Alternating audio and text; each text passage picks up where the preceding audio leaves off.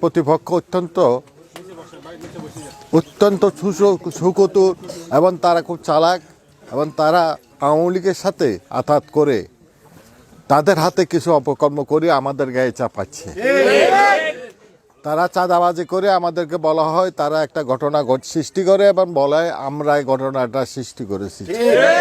কথায় কথায় আমাদেরকে চাঁদাবাজির দল হিসেবে চিহ্নিত করে। অথচ আপনারা যখন খবর নেবেন শুনদিবে কোথাও চাঁদাবাজি নেই, তবুও আমরা আমাদের সম্বন্ধে তারা অপবাদ দিয়ে যাচ্ছে। আপনাদেরকে এগুলো গ্রামে গঞ্জে যেখানে যখনই সুযোগ পান এই কথাগুলো তুলে ধরতে হবে, আপনাদেরকে প্রতিবাদ করতে হবে। আমরা শুধু প্রতিবাদ করে যাব এখন তাদের কাছে, তাদের এই অন্যায়ের কথাগুলো আমরা প্রতিবাদ করে যাব। তাদের একটা সুবিধা হয়েছে, আমাদের আগে তারা মাঠে নেমেছে। তারা প্রায় 1.5 মাস 2 মাস আগে তাদের প্রার্থী সিলেকশন তো তারা অনেক আগে করেছে, 1.5 মাস 2 মাস আগেই তারা মাঠে নেমেছে।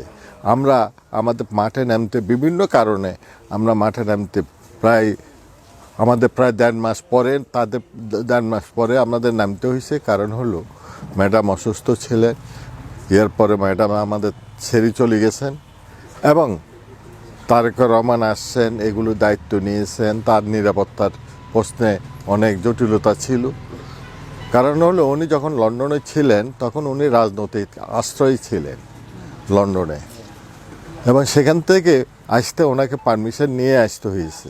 পরবর্তী পর্যায়ে উনি যখন আসছেন আমাদেরকে ওনাকে যথেষ্ট হেল্প করেছেন থাকার জন্য এখানে। সেটা হলো ডক্টর ইউনূস সাহেব, প্রফেসর ইউনূস সাহেব আমাদেরকে ওনাকে হেল্প করেছেন এখানে থাকার জন্য, এবং উনি সে কারণে উনি রইতে পারছেন।